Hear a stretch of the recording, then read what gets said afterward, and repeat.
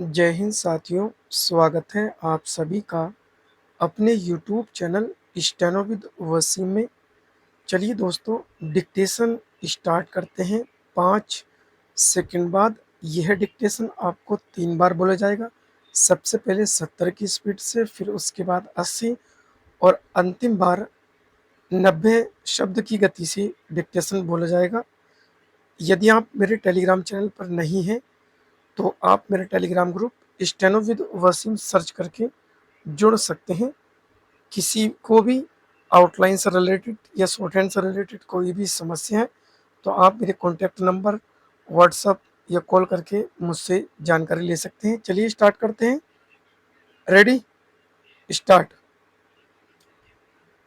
महोदय, हम अपनी स्वतंत्रता के स्वर्ण जयंती वर्ष के दौर से गुजर रहे हैं तथा इस संबंध में अनेक समारोह के आयोजन हो रहे हैं।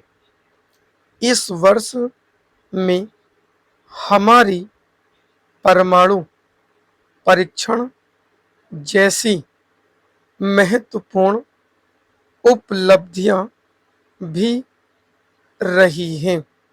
हमने स्वतंत्रता संग्राम के उन लाखों जाने अनजाने शहीदों को याद किया जिनके बलिदानों से देश को स्वतंत्रता मिली, लेकिन इसके साथ ही यह विडंबना भी रही कि हम अपनी स्वतंत्रता की लड़ाई के उन योद्धाओं की खोज खबर लेना भूल गए हैं जिनमें से अनेक हमसे प्रति वर्ष बिछुड़ते जा रहे हैं और उनकी संख्या दिन प्रतिदिन घटती जा रही है। इन बुजुर्ग स्वतंत्रता सेनानियों की स्थिति इस समय क्या है, इस बारे में हमें हिमाचल स्वतंत्रता सेनानी परिषद शिमला के अध्यक्ष श्री गौरी प्रसाद का एक पत्र मिला है जिसे हम हिमाचल के मुख्यमंत्री के ध्यानार्थ यहाँ यथावत प्रकाशित कर रहे हैं। हिमाचल में कभी 2000 से अधिक स्वतंत्रता सेनानी थे, लेकिन इस समय उनकी संख्या लगभग 1200 रह गई है। ये सभी 80 वर्ष से ऊपर की आयु के हैं। कुछ वर्षों बाद इनमें से कोई शेष नहीं रहेगा। इन स्वतंत्रता सेनानियों का परिवार विधायकों तथा सांसदों के परिवार से बिल्कुल ही अलग है। इन्होंने स्वतंत्रता आंदोलन में जो यातनाएं सही थी वे किसी पद या स्वार्थ के लिए सही थी। उनका लक्ष्य तो केवल देश को दासता से मुक्त कराना था। हमने विदेशी शासन की दासता के लिए विरुद्ध ही नहीं बल्कि प्रदेश की छोटी छोटी रियासतों के राजाओं व राणाओं के दमनकारी शासन से जनता को मुक्त कराने के लिए संघर्ष किया तथा उसके फलस्वरूप वर्तमान हिमाचल प्रदेश अस्तित्व में आया। इतिहास साक्षी है कि देश की स्वतंत्रता मिलने के उपरांत भी इन स्वाभिमानी योद्धाओं ने सरकार से अपने लिए कुछ अपेक्षा नहीं की।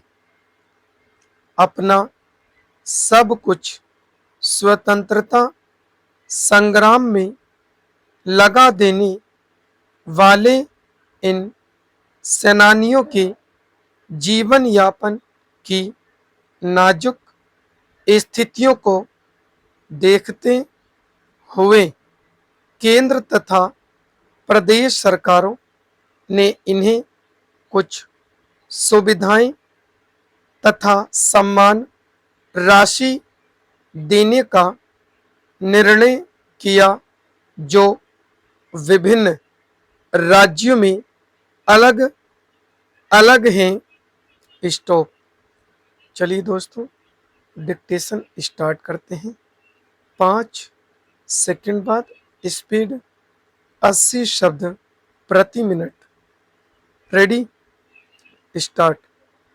महोदय, हम अपनी स्वतंत्रता के स्वर्ण जयंती वर्ष के दौर से गुजर रहे हैं तथा इस संबंध में अनेक समारोहों के आयोजन हो रहे हैं।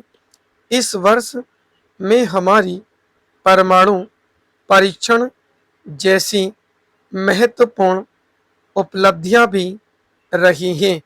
हमने स्वतंत्रता संग्राम के उन लाखों जाने अनजाने शहीदों को याद किया जिनके बलिदानों से देश को स्वतंत्रता मिली, लेकिन इसके साथ ही यह विडंबना भी रही कि हम अपनी स्वतंत्रता की लड़ाई के उन योद्धाओं की खोज खबर लेना भूल गए हैं जिनमें से अनेक हमसे प्रतिवर्ष बिछुड़ते जा रहे हैं और उनकी संख्या दिन प्रतिदिन घटती जा रही है।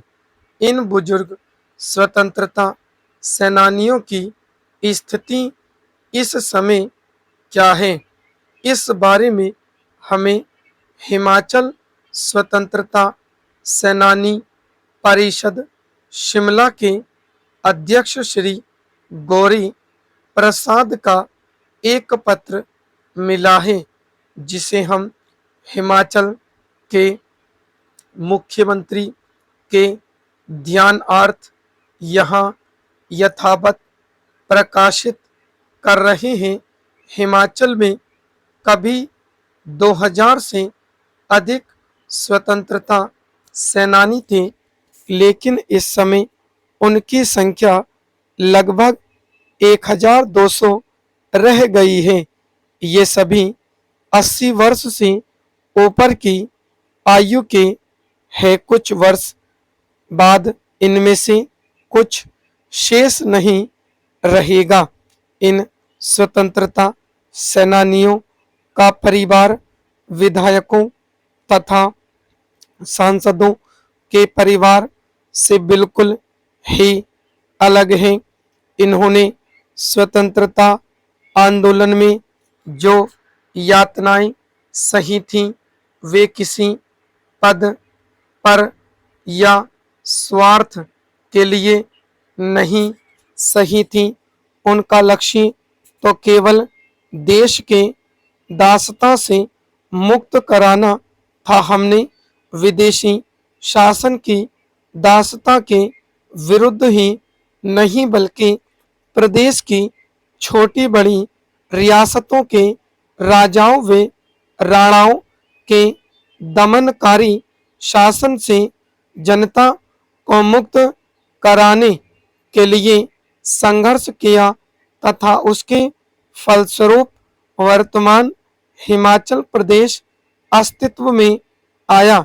इतिहास साक्षी है कि देश की स्वतंत्रता मिलने के उपरांत भी इन स्वाभिमानी योद्धाओं ने सरकार से अपने लिए कुछ अपेक्षा नहीं की।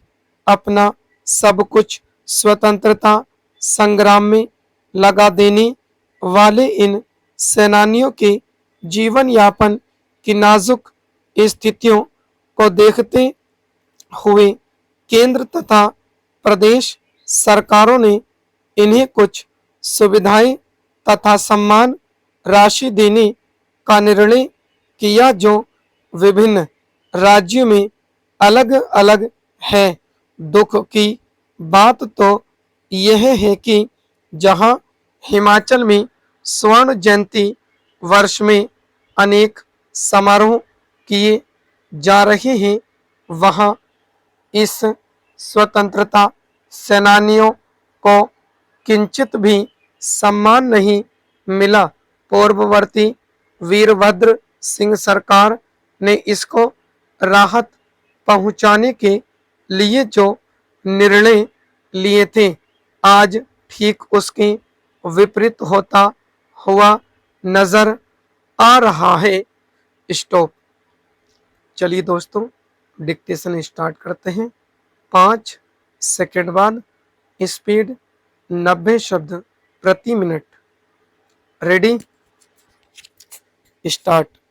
महोदय, हम अपनी स्वतंत्रता के स्वर्ण जयंती वर्ष के दौर से गुजर रहे हैं तथा इस संबंध में अनेक समारोहों के आयोजन हो रहे हैं। इस वर्ष में हमारी परमाणु परीक्षण जैसी महत्वपूर्ण उपलब्धियां भी रही हैं।